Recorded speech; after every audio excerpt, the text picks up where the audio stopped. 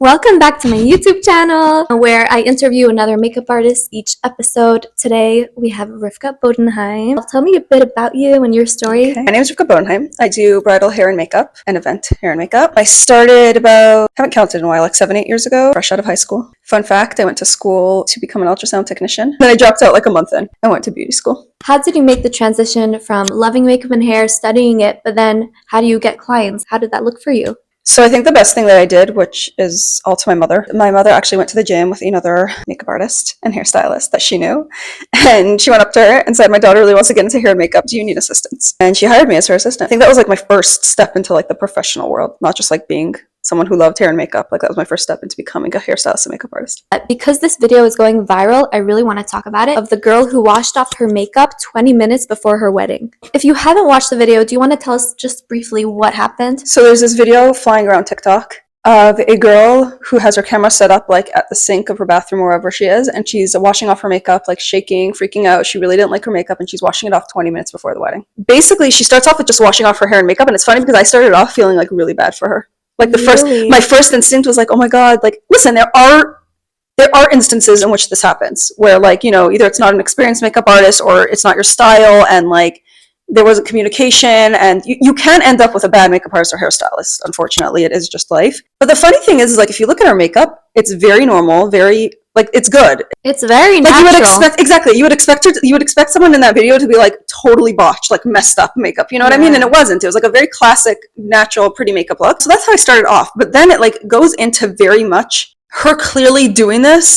for attention. And I don't even know if it was the attention that she wanted, the views on TikTok that she wanted, but like you have to be very careful when you're posting these things because you're going out and publicly ruining someone's career. You are. First of all, you have to be careful with that. Second of all, there was a very specific line that she says in that video where she goes, I can't wait to post this on TikTok. And that's like when every feeling that I had for her like went away. I was like, oh, come on. Like, is that why you're doing this? And then what came out even more is that people were leaving comments under her video like, did you have a trial? And she's like, yeah. And I voiced that a couple things bothered me.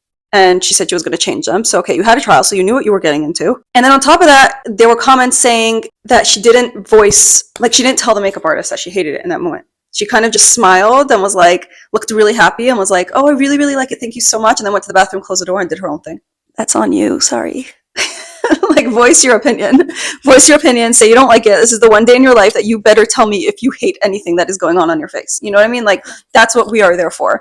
And it doesn't bother me, and I don't take it personally, and I don't get offended. And it actually makes me feel better when I walk out from a bride who voiced like a couple things that bothered her and we changed it and she ended up liking it, I'm comfortable. I'm like, hey, so I know that I fixed what she didn't like. It makes me more nervous when a bride's just like, oh no, it's great. And I'm like, are you sure? Like sometimes it like whatever, they're very happy and it's great and like it's, you know. I don't think I've ever had one bride who didn't ask for one adjustment. Like sometimes they ask, just, can you add a bit more blush? Or can you tone down the bronzer a little bit? If a bride doesn't ask, not even for one thing, it's a red flag. It's a red flag. 100%. But again, you can't force someone to communicate. Exactly. That's on them. Oh yeah, that was my take on that whole situation. And I hope it never happens to me. Thank you. Amen.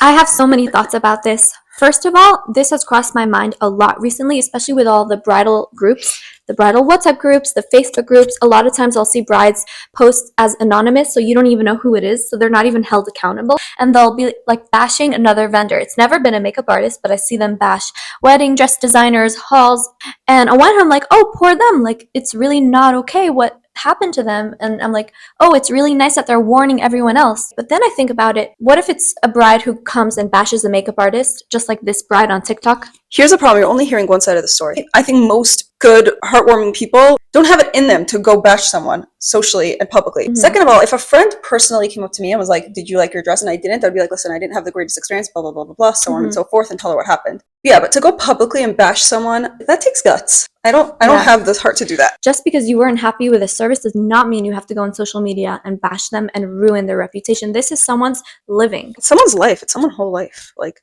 you know how we have clients that tell us like, oh, you know, I had my makeup done before and I had to wash it all off, and thank goodness you do natural makeup and you completely fixed the experience for me. I've been the makeup artist who they had to wash it all off because of. Oh, really? Yeah. So I want to talk about it. Tell us. So I did makeup for this woman, and she wasn't a young girl like this 21-year-old bride. She was a woman in her 30s. You know, I did the makeup and I saw she was unhappy, so she asked for a few changes. I made the adjustments, and then after that, she looked in the mirror and I was like, are you sure? Like, do you want any more adjustments? Because she looked unhappy. But then she was just like, no, like, it's fine. It's all good. Like, we're done. And I saw that she wasn't happy. I was like, really, are you sure? Like, I'm not going to leave until you're happy. You know that, right? And she just kind of refused to communicate. And so even though I knew she was unhappy, what can I do? Right. I can't force her to No, communicate there's not with much you me. could do. So I left, and then later on, someone told me that she washed it all off and she redid it herself. Tell me a story of fake it till you made it in your business. It was not a bride, but a client asked me for a certain style. It actually happened more than a few times. I would do this in the beginning a lot. And I would have like an Instagram video or a YouTube video playing, and I would like pretend I'm just checking my phone for like a text, but I would be watching those steps and doing it. But listen, it always came out really great in the end. I've always been very good at copying. Like, I'm very visual, so I watch something and I know how to do it. And like, it's great because I'd watch those videos. Because a lot of times you don't know what style the person's doing before you get there, unless it's a bride. So I'd get there and they'd be like, I want this style. And I'd be like, oh my God, I've never done that before. So I'd quickly search it on YouTube or on Instagram. I find the video. And then like, I was set for like my next clients to come because like, that's it. I learned how to do the hairstyle now. You know what? Good for you. It worked. So it worked. It came out gorgeous. And can we normalize not knowing how to do every single hairstyle? Oh my God, yeah. Listen, you do what you got to do. So in Israel, there's an Israeli Hebrew-speaking WhatsApp group for brides with a lot of brides on it, and I would really want to make one in English. The problem was I messaged all my brides, and they were kind of like, listen, we're already on so many groups. We just don't want the headache of being on another group, so no thank you. We don't want to join. And then I was just like, what am I going to do? Like, I don't have any brides.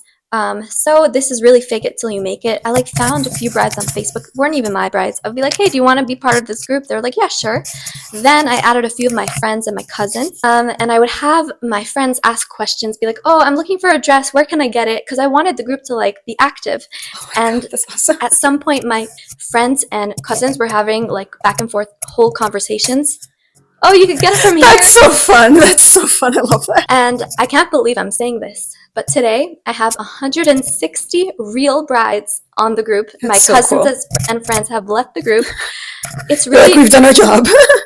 It's really fake it till you make it. What's your take on being ghosted by clients / potential clients, people who reach out? I'll start off with this. I know that when it's your wedding day, you are reaching out to so many vendors. You are probably messaging about 5 photographers, videographers, makeup artists, hairstylists, wedding halls at the same time. And there's only so many people you can get back to. And how do you even keep track of everyone? Exactly. You know? So when you come up to me and say, hey, my name is so-and-so, this is my date, I'm wondering if you have availability and what your prices are, and I send it to you and then you message me back, okay, I'll let you know if it's relevant, then I'm moving past that. You know, she'll get back to me if she wants it, and if she doesn't get back to me, she doesn't want it. But then there are people that they really like use your time and energy. And I've had people ask me for a call, which is basically me giving them a consultation call. And they call me and they send me a picture, and they maybe don't have a date yet, but they really love my work and this is exactly what they want me to do. And you know, I feel like I've spent like a good 20 to 30 minutes on calls with people, and that's like my time, that's my energy. And then you never hear from them again. Not even like, okay, I'll let you know if it's relevant. Like, you never hear from them again. And then as makeup artists and hairstylists, a lot of us will reach out like a couple weeks later and be like, hey, just checking in. Are you still interested? Because sometimes it's genuinely like the bride is just busy with so many things. Exactly. Yeah, and it when you happens. remind them, you're like, oh, thank you so much for reaching out. I was wanting to book you, but I just didn't have time. Exactly. Or like, I had a few more questions, but I didn't get around to asking you, whatever. So I do that, and many times brides will be like, oh, you know, get back to me. But then I have times where like the bride would just be like, oh, we're not using you in the end. And like, you have to remember, we're human. At least be nice about it. Say, thank you so much for, you know, giving me your time in our 30- Exactly. Like, you know, you have every right to use whoever you want. Of course. It's like, we're never going to get upset that you're using someone else. Sometimes we'll be disappointed because like, we're human, and like, you know, there's certain like, you get like certain hair type that you really wanted. But like, of course, that's no one's responsibility but ours. Yeah, it's just like, you know, remember that we're human, that we're people too. I know you're talking to so many people, but each person you're talking to is a person with feelings, and like, there's a way to talk to us, and there's a way to be nice about it. Yeah, just be polite about it. And also, like, sometimes we'll have conversations with brides. They're so enthusiastic. Again, we give them this 20-minute long phone call. It sounds like they're gonna book us, and it's just a matter of like sending the contract and like technical things, and then we don't hear from you, and you know, you're kind of leading us on. If you're honest up front, like, listen, okay, thank you for your time. I need to think about it. I'm just at the stage that I'm looking into stuff now. Fine. But when you make it sound like you're just gonna book us and it's a done deal already, that's already leading us on. I wonder why they lead us on. Like, is it just they just tell us what we want to hear in the phone call? Is it like a people-pleasing thing? I think that sometimes brides just get really excited really fast. Like, you know, they're engaged, they're excited to start looking into hair and makeup, to book stuff. they saw so-and-so use this person, they saw their Instagram, they got excited about it. And then like when the feelings settle in and they wake up a couple days later and they're like, okay, I really have to start booking, like, then they'll be like, oh, wait, but I only looked into one person. Maybe there's someone else out there better for me. Maybe I should shop around a little. So we get that like excitement beginning part, and then sometimes it fades out. Right. How do you get your name out there with clients and get jobs? Something that I really suggest is getting out and assisting. It's not always so easy because not everyone works with assistants and not everyone wants assistants. But if you can find someone that will take on an assistant, I personally did it for free at first. I kind of looked at it as an internship. Like when you do an internship and you don't get paid, that's what I looked at it as. And then eventually she started paying me per hour, and then she started paying me per head. And then I eventually went out on my own. But that got me so much practice. It wasn't even practice with hair and makeup. It was also practice seeing how she dealt with clients. So walking into a room, how she dealt with clients, how she spoke to clients, how she dealt with different situations. And the second thing that I would really suggest is networking. I made that mistake in the beginning where I was like in my own bubble and I was like, whatever, like, I want my clients. It's not that I didn't want to, it's just I didn't think of it. Like, why do I have to put myself out there and like talk to makeup other makeup artists, hairstylists? But then once I realized that there's like a whole world and we're like a community and there were groups to join, and once you worked with a makeup artist and you introduced yourself and you met each other on a few jobs, you'll start recommending each other if you like each other's work. And it's just, it's important to make those connections. 100%. I'm gonna say something now that I don't know, it'll shock you, but the first like year to 2 years of me like really becoming successful, I would figure out exactly where all my jobs were coming from. And at the end of the year, I saw that 40% of my jobs came through other makeup artists. 40%. And that's why I always try to like say thank you. I really do try to. Oh, for sure. If I get clients messaging me, let's say in a span of a month, I hear a few times the same name, like, oh, Makeup by Shoshana suggested you, Makeup by Shoshana suggested you, then I'll like take that time and take that effort to go WhatsApp you and be like, hey, just letting you know, I've been getting a few recommendations from you and I really appreciate you doing that for me. Yeah. And that like strengthens your connection even more. Yeah, because they feel like, oh, she really appreciates it. Yeah. And there's a lot to appreciate. This is someone giving you like a job on a silver platter. Like, here, take money, take a job. You also have to think of every job as the job you are getting might get you 5 other people. Because the second you get your name out to this person and they like you, it's gonna like spread to others. So it's a big deal when other artists recommend you. I always try to give 10% commission, but with some artists it works and they're happy to get it because at the end of the day, remember, it's a business. So yes, of course we're doing it out of the goodness of our own heart. We want to help each other out, but also it's a business and it's like a token of appreciation. Yeah, and you're meant to make money. And if you're gonna be if you're very successful and you have a lot of people to recommend to other artists, why not get a little compensation for that? So I do try to give 10% commission, but a lot of times it doesn't work because not everyone wants that. I've suggested it and they're like, no, like I don't want that, which is so sweet. So sometimes I'll like send a gift over or, but just that's something. Really I think it is important to say thank you, yeah, 100%. One more thing that popped up in my head is in the beginning, take every single job that comes your way. Later on, you can start to pick and choose. But in the beginning, I thought of every client as if I don't take this client, she's going to go to another makeup artist. And then that makeup artist is going to get 5 more from her. And it's not that I don't want the other makeup artist to get it. That's not the point. Of course not. Like if I couldn't take the job, I would suggest someone gladly. It's the fact that like, remember, like you say no to this job, you're saying no to like more connections. I would take any and every job. I didn't have a car then. I would go to Jerusalem and hike up hills with my suitcase and my light and my everything. And like, it was worth it. It was worth it because a lot of those connections came from people that I went to in the beginning that I might have not wanted to go to because it was too hard. Were your friends and family supportive of you? And did they say that it's a real job at first? No, and no. My parents were very supportive of me, but most people surrounding me were like, what on earth are you doing? What are you thinking?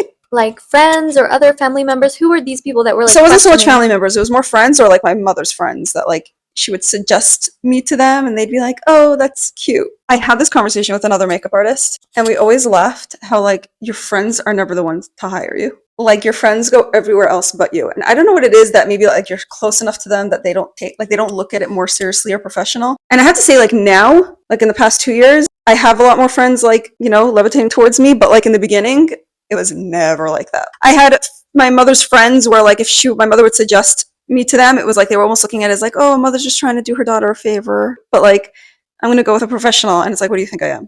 Sometimes I think it's actually detrimental if a friend or a mom suggests you to someone because they're going to have that mindset. It's almost better if they just my mother stopped suggesting me to people and I told her to do so. Sometimes it's better even if they just find you on Instagram or on like a Facebook group. It's better because they like look up to you in a different way. It's a little sad to me. Yeah. But it's just true. So that's why like the issue that I grew up in, it's like a very tight-knit community. Everyone knows each other. but I barely get any clients from there, even though there's quite a few We were weddings just there. talking about that. The city that I live in is very cliquey and very close knit. They'll use the girls from families that like everyone knows because they're popular around my city. And if you're not so known, look for business elsewhere. So for me, it's the opposite. Oh, really? It's people from Jerusalem, Tel Aviv that I have no connection to their community. I don't know anyone there. They'll hire me. It's the people that I grew up with. Right, that's what I'm saying. They don't hire me, Right. even though I am part of the community. They'll hire from out. Like, They'll hire from yeah, out because it's so funny. it's almost like the proximity makes you too accessible. And Yeah. in their mind, you're not a bridal artist. Something about that distance makes you Makes it more desirable. alluring. I remember in the beginning of my journey, every time there was some sort of family event and I would see all of my mom's friends or my dad, like my family friends, I would always get the question, are you still doing that makeup thing? Do you still do that? I got from one of my mom's friends. I got from one of my mom's friends. Do you get people? How do you even respond to that? That is so rude. What I was did like, you yes, say? I usually say, yes, that would be my full-time job. It's so funny the responses we get as makeup artists to our jobs. Some people, when they hear that I'm a makeup artist, they're like, oh, wow. So you have your own business? So this is like what you do? I'm like, that's so amazing. Yeah. Wow, that's impressive. I wish I could run my own business. And other people, it's the opposite. They think that it's a joke. They don't think that it's a real job. They look down at you. Salary off of that. Oh, you didn't go to university? Like, what? It's just so funny the responses that we get. Tell me about your most traumatic experience with a client. I had a bride book me a while ago, and about 2 weeks before her wedding, she canceled for personal reasons, something that like she made out to be really horrible. And of course, I took pity on her because I'm just human, and my deposit is non-refundable. But it does say in my contract that like in case of emergencies, it doesn't say you get your deposit back, but like it says you can cancel. But just being human, if I had some massive family crisis and had to cancel my wedding, I was like, of course, I'm going to give you your deposit back. Don't worry about it. We'll be in touch. And then on the day of her wedding, on the exact date that she booked me for, I found her on another makeup artist and hairstylist page. And I actually reached out to that makeup artist and hairstylist, and I was like, oh, did she book you last minute? Because she was thinking of using me too. And she was like, yeah, it was a very last minute thing. It was just beyond me that someone can make up such a horrible story, because the story she told me and the reason I gave her money back was because I felt so bad because it was really horrible, just to get out of a contract. That was a little traumatic. I cannot believe that she accepted the money back. Like, why didn't she just tell you, oh, keep it, it's fine? You would think. Do you have a trial with her? Thank God, no. She wasn't interested in a trial. I had a woman that I did her blow dry. I do have to say, I don't think I did that good of a job. I always say this to clients, blow dries is not what I specialize in. I specialize in hairstyles, right? So we're talking half up, half downs, updos. She got really upset and dramatic about it. I think it was a very important occasion, so I understand why she was so upset. She literally, when I say, she hopped in the shower and she did it herself, and she's like, oh, I did it so much better. She was really disappointed, and there was such bad vibes, such terrible, like it started off so good and then that happened, and now it's just like so awkward, and I still had to do her makeup afterwards. Imagine that. So I was just like for an hour doing her makeup, and it was so awkward and uncomfortable. What is something that you wish clients would know? Okay, I wish clients knew how long bridal hair and makeup takes. Because like sometimes I'll tell people that I need 2.5 hours for their hair, and their like eyes will pop out of their head. And that comes along with, I wish also people knew that like as a bride, you really should just get like one specific artist for yourself. Obviously, you have free range, free choice, do what feels best to you. But bridal hair and makeup takes a long time. We put in that major extra effort to make sure you look absolutely perfect. I will easily spend 2.5 hours to 3 hours on a bride's hair, and I feel no shame or guilt about it whatsoever, because I know that's what time we need. Hair prep takes a really long time. Just blow drying the hair, getting extensions in can take like a full hour. I think it's important for people to understand that your makeup artist is one person, and if she has on her mind that there's like 5 other people she has to do along with you, something's gonna go wrong there. Someone's gonna get rushed on. Someone's gonna be left the last person where we're like trying to like do their makeup while they're flying out the door. And I don't want that for anyone. I don't want that for you, and I don't want that for anyone. And you as a bride, don't you want someone that's just taking care of you? Yeah, that she's not 100%. thinking about anyone else. She's just thinking about you. You deserve that. It's your day. It's your one day. Like, get your private own hairstylist and makeup artist. It's the least you deserve. I wish that clients knew that they don't have to talk to us the entire time or feel pressure to be social. What do I mean by that? I always say to my brides, when you get your hair and makeup done, this is your time to conserve your energy, to save your energy, because of the rest of the day, you're going to need the energy. You're not responsible for taking care of us. Exactly. You don't have to entertain us. Don't take care of us. You don't have to entertain us. You don't have to feel pressure that you need to talk, make conversation. It's really fine if throughout the whole makeup and hair, you just literally are like zen, quiet. Like, you can be 100%. friendly at first, be like, hey, I'm just trying to take it easy. Don't feel any pressure to talk or entertain. It's your day. 1000%. It's about what is going to help you get through the day. It's honestly even so much our responsibility to follow the bride's energy. If we see that a bride is in the mood of like being talkative and like having fun, we're gonna totally vibe Exactly. with you. I will get onto that energy, but if you want to just chill, That's totally okay. then I will be quiet. Can we talk about the best part of our jobs, the food? I do love the food. I'm such a foodie. Me But too. I'm going to be honest for a second. Okay. If I see one more bagel, I'm going to barf. It is like the staple wedding morning food. Which obviously, it doesn't matter. Get what you want, get what you're comfortable Yes. with, get what you like. But if you want to make us happy too, if you want, Order me a platter of sushi, thank you. oh my gosh, I've had brides like order hamburgers. The sweetest and the most like caring thing is like when your client comes up to you and is like, "We're ordering food. Is there anything I can get you? Like, what do you want?" Those It's just clients, so fun. those I know clients they hold a have- special place in your heart. I was gonna say that. Talking about tips, like you don't need to tip your artist. That's No, not just expected. food. But I think a form of tipping is making sure that we're fed, and Yep. not that like we're adults. We should bring. Again, yeah, I never expected. I really Yeah, we don't. don't Like, expect I'm it. coming to like do your hair and makeup, and I'm so excited to do just that. But like, it adds on to our day, and I love it. Yeah, It's fun. It's a fun perk. We bring like a sandwich to work just in case. I don't But- bring anything, but good for you. That's amazing. I'm the irresponsible adult that doesn't eat all day, and then I get in my car and I drive home, and I'm like, I'm starving.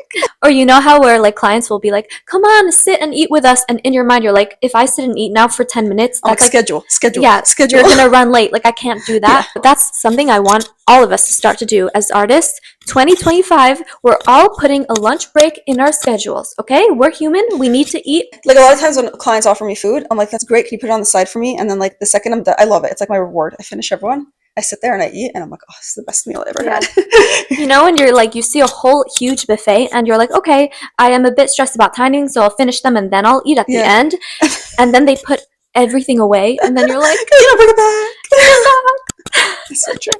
so yeah, I need to start asking them to put a plate aside No, for you have me. to. You know when you go to a hotel Yeah. and there's no lunch at the hotel, but there's breakfast, so you bring like little baggies or like like napkins, and you wrap food in it and stick it in your bag. I should Yeah. start doing that at the beginning of jobs. You're like, Yes. 1 second, please. I'm just gonna make myself a stash. Paint me a picture of your ideal bride. Everyone knows I love curly. When a curly bride slides in my DMs, I'm like, please come to me.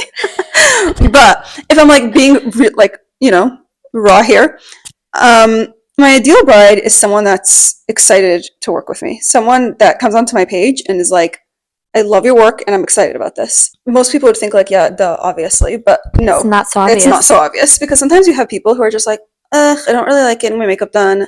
I'm just like looking for someone who could do a quick job. Yeah, I think my ideal bride is someone that like, you know, they have a true connection with me, because I really feel like you need to have a connection with your makeup artist and hairstylist. That's why we build our pages up. That's why we have a portfolio. It's there for you to view, and it's there for you to take comfort in the fact that like you found your style. It's just like the perfect path to like, you know, your bridal journey. Just like you said that if a curly bride slides into your DMs, you're like, oh. So for me, if a low bun bride slide in my DMs, I'm like, Yes. but I also really, this is something that I'm trying to do in my marketing. I'm trying to get the message across that I want to cater to the anxious and knows exactly what she wants type of bride. What does this mean? This is the type A bride. She's anxious because she wants everything to go well. She wants to create a schedule. She wants to prepare in advance. That's what I mean by anxious. Like she doesn't have to have anxiety attacks, obviously. Like she wants it to go She wants really it to go well. smoothly, yeah. Yeah. And knows what she wants. This is what I want. I know I want someone super professional. I know I like to be pampered. I know I would like this specific style. And I'm just looking for someone to guide me through that process seamlessly. What do you think about the artists who say that their brides become their best friends? So like in their Instagram bio, they're like, I'm your bestie for your wedding day. I'm kind of like another bridesmaid. Like we just become besties. Don't believe a word they're saying, and that's putting it nicely. I mean, like, it's really nice that you want to like have that connection with everyone. And yes, there are some brides that I click more with others, just because, like, I don't know, in life, you know, when you have coworkers and you go to a job, you find friends. Some just become colleagues. Some, it's just the way it works. You know, at the end of the day, it is something professional. Like, I'm gonna be there to give you good vibes, to connect with you on the day of your wedding, get your hair and makeup done the best way you like, and make you feel your best. But like, anything onward from that, like, I don't think a lot of brides either have an interest in making their makeup artist and hairstylist their best friend. You know, it is professional at the end of the day. To me, when I see makeup artists writing that on their bio, it's because they thought it was a good way to differentiate themselves. Now, to me, it's just unrealistic because you can't click with every bride, just like you don't click to every human being in this world. And even if you are a very extroverted person and you really are good at clicking to every type of personality, that's just your nature. What if you have a bad day? What if you went through a breakup and then you have in your bio that you become your bride's best friends and you're just not feeling it one day? What do you do on your long drives to work? So on the way to work, I usually listen to a podcast or music. On my way back, I am purely doing one thing. trying to stay awake. I'm fighting for my life in that car. So if you ever see someone down the highway slapping their face or screaming at the windshield, it's me.